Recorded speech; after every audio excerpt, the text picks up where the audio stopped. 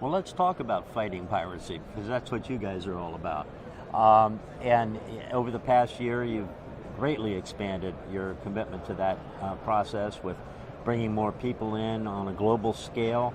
Tell me a little bit about the steps that you've taken and the various processes and services that come from that. Yeah, absolutely. So we came to an early realization that despite the fact that piracy, streaming piracy on the web is still a real problem, that the most serious problem for pay TV operators are these IPTV set-top boxes that replicate the entire pay TV experience. So we chose to attack those first. And the way that we did that is we set up labs where we can bring in all these set-top boxes, where we can monitor them for the logos of our customers' channels, for the fingerprints of our customers' content, and increasingly, as we might talk about later, watermarks that have been inserted into the content.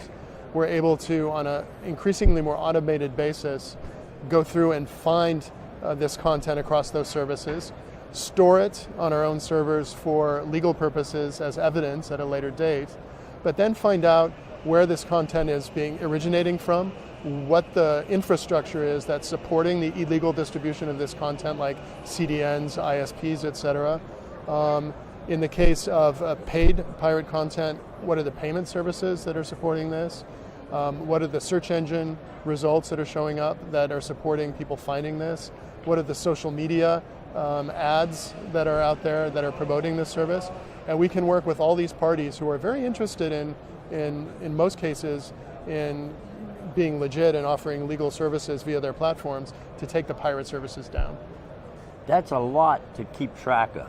I mean, that is just mind-boggling. The things you rattled off there, when you think about, it's great to be able to identify the boxes, but then to dig in and find out who all the cooperating ecosystem players are.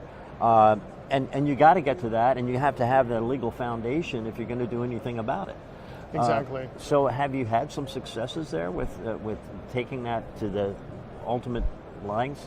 So we've had a really good number of successes. I think we talked last year about the legal case that we had against a major Chinese set-top box manufacturer that we won, a $100 million plus judgment in U.S. federal court.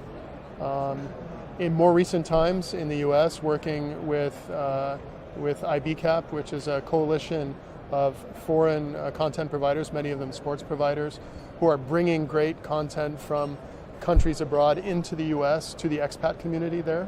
And we've been working with that coalition to fight piracy, for instance, like with the incredibly popular Indian Premier League for cricket, where we had some great successes over the course of the last year. So there's a lot of work being done also in Europe with the Bundesliga now as well, which we just recently announced, to put a stop to the illegal distribution of Bundesliga content, which is, of course, incredibly popular. Well, this is good news, because it's not just about being able to do those things, it's about once you do them, actually getting results.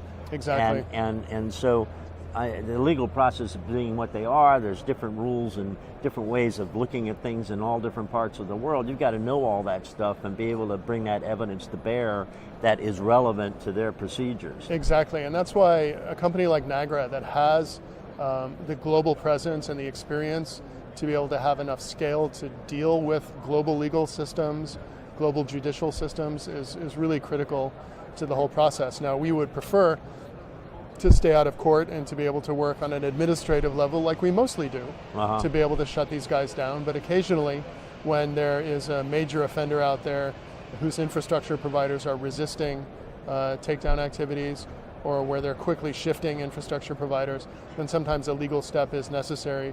Also, in order to be able to recuperate the legitimate damages that are being done against pay TV providers and content owners. Well, given your tracking capabilities, I would assume then that real partners in this effort that forestalls needing to go the legal route is just having CDN operators and ISPs with their own CDN sorts of edge infrastructures who are willing to cooperate upon notification, and okay, that's the end of that stream. You get enough consumers that are shut down in the middle of their favorite game, and they're not necessarily going to be prone to go that route. Yeah, so that process is becoming more and more automated, And we have a very, very active partnership program where we're working with all these infrastructure providers to put in places processes that let all of this happen without any human intervention. And it's getting more and more efficient as time goes on, and the process is working really well.